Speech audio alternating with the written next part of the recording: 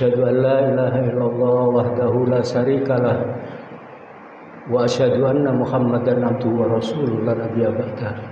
Allahumma shalli wa sallim wa barik ala abdika wa rasulika Muhammadin wa ala alihi wa sahbihi ajma'in, amma ba'd.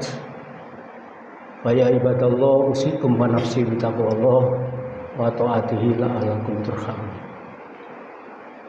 Jamaah salat khusuf yang dimuliakan Allah, puji syukur kita panjatkan kehadirat Allah yang masih berkenan melimpahkan iman kepada kita sehingga sampai detik ini kita meyakini apa yang diajarkan Rasulullah adalah merupakan perintah Allah Subhanahu wa taala.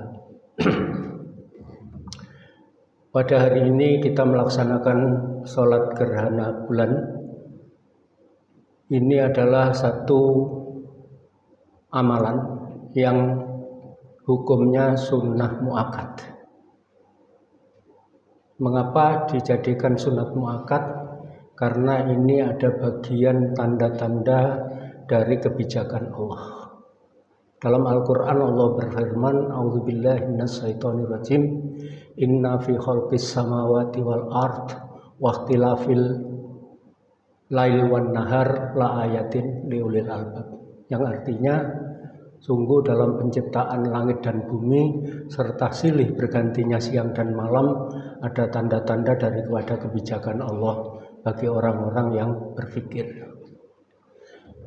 Orang-orang yang beriman di dalam mengikuti tuntunan Rasulullah, yaitu ajaran Islam, hendaknya senantiasa berpikir sehingga kita tidak taklid buta. Artinya mengikuti yang pada dasarnya kita tidak mengerti, akal kita tidak terpimpin, hanya ngikut-ngikut yang belum tahu kebenarannya. Oleh karena itu Rasulullah mengingatkan kita, setiap orang yang mengaku mukmin, bahkan mengaku muslim, itu wajib mencari ilmu, mulai dari turun ayunan atau gendongan ibu sampai kita masuk ke liang lahat. Satu di antara tanda kebijakan Allah itu adalah gerhana. Gerhana ini sesungguhnya ada apa? Kalau menurut orang-orang tua kita yang memiliki ilmu kejawen itu ada tanda-tanda yang berkaitan dengan nasib. Kita tidak paham dengan masalah ini, wallahu a'lam. Tapi yang jelas perintah ini mesti ada apa-apanya. Kalau kita kaitkan dengan ilmu pengetahuan modern, itu ya mesti bagian daripada gejala alam saja, gitu. Jadi tidak ada apa-apanya, gitu. Tetapi seperti kita sadari, kalau ada gunung meletus, itu kalau dianggap itu adalah sebagai peristiwa alam biasa, kita tentu tidak perlu ketakutan dan tidak perlu introspeksi. Ini tidak. Sebab bagaimana kita sadari, kita hidup di dunia ini adalah khalifatul fil ard. Jadi kitalah sesungguhnya pemimpin daripada kehidupan. Siapa yang kita pimpin? Yang manusia pimpin itu adalah alam. Binatang, tumbuh-tumbuhan, termasuk gunung-gunung dan sebagainya. Kalau pemimpinnya ini taat kepada Allah, maka yang dipimpin itu merasa senang. Misalnya seorang lurah dirasakan kebijakannya tepat, raja pasti senang dan tidak akan berulah. Tapi kalau Pak Lurahnya itu tadi tidak adil atau melakukan hal yang bersifat dosa, pasti ada protes dan gejolak daripada yang dipimpin. Demikian juga alam, karena alam ini dipimpin oleh manusia, maka manusianya hendaknya berakhlak mulia. Karena apa? Sesuai dengan misi Rasulullah itu, innama bu'istu liutamima makarimal akhlak. Tidaklah aku diutus ke dunia ini menjadi penerang atau memberi memberikan berita dari Allah itu kecuali untuk membaguskan akhlak. Jadi kebagusan akhlak itu bukan hanya dalam tataran ibadah saja, dalam tataran sosial pun, bahkan ekologi itu harus begitu. Jadi orang-orang yang beriman itu sering berpikir, seandainya ada tanda-tanda alam seperti gunung meletus, berarti ada ketidakberesan daripada orang yang mendiami di sekitar gunung itu. Jadi itu disinyalir ada getaran-getaran yang tidak disukai oleh Allah, sehingga akhirnya alam ini seperti tidak bisa menahan diri, begitu. Demikian juga petir, angin ribut dan sebagainya, itu pasti ada kaitannya dengan itu. Kalau kita ini mengikuti tuntunan Allah dan Rasul-Nya, maka alam itu pasti akan memberikan kedamaian dengan kita. Contoh sederhana, di Lumajang ini relatif mentaati aturan Allah. Mengapa? Banyak orang yang mengerjakan sholat, walaupun kalau dikalkulasi itu lebih banyak yang tidak sholat. Itu pun sudah cukup bagi Allah untuk memberikan ketentraman. Alam pun juga mendukung. Umpama seandainya penduduk Lumajang dan sekitarnya ini bermaksiat, pasti gunung Semeru itu akan meletus berkeping-keping dan kita ditenggelamkan oleh lahar. Itu bisa terjadi. Demikian juga adanya gerhana ini akan memberikan tanda-tanda akan terjadi apa.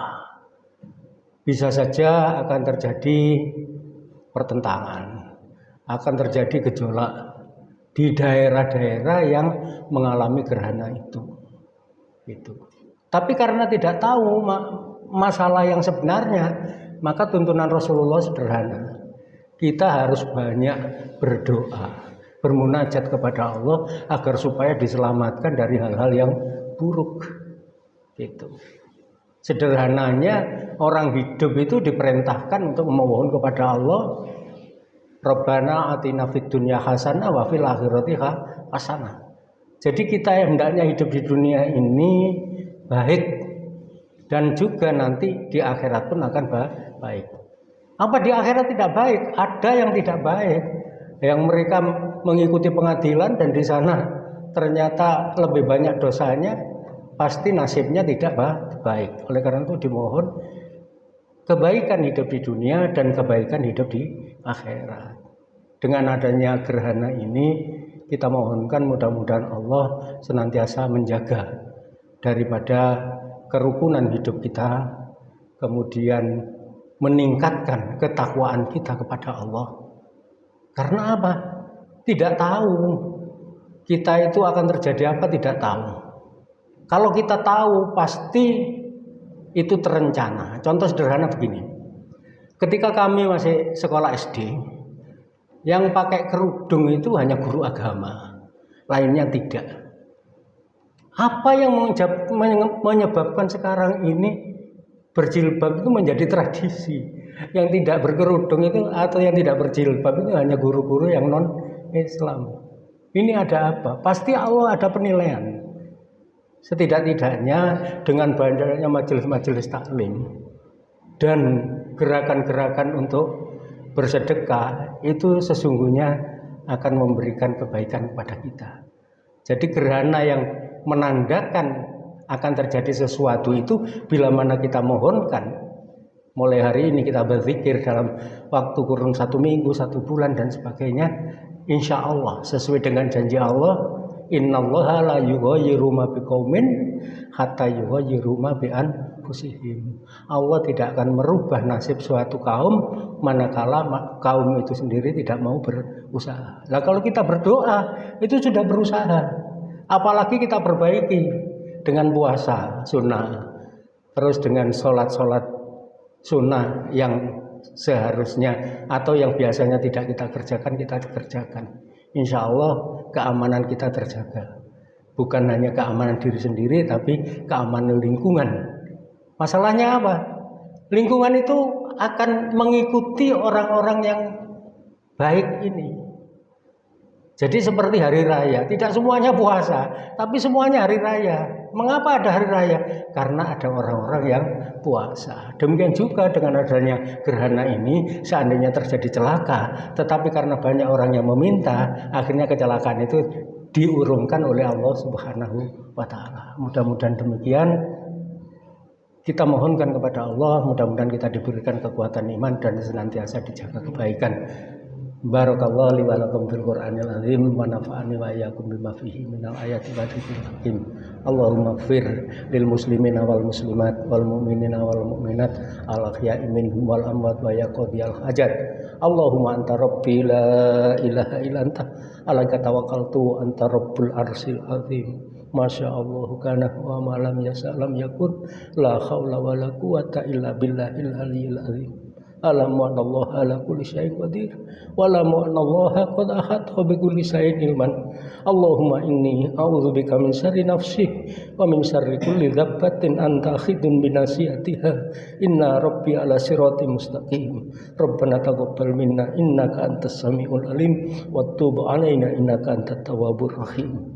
Rabbana zalamna anfusana wa illam taghfir lana wa tarhamna lanakunanna minal khasirin. Rabbana la tuzigh qulubana ba'da idh hadaitana wa hab lana min ladunka rahmah innaka antal wahhab. Allahumma arinal haqqa haqqan warzuqna ittiba'ah wa arinal batila batila warzuqna ijtinabah.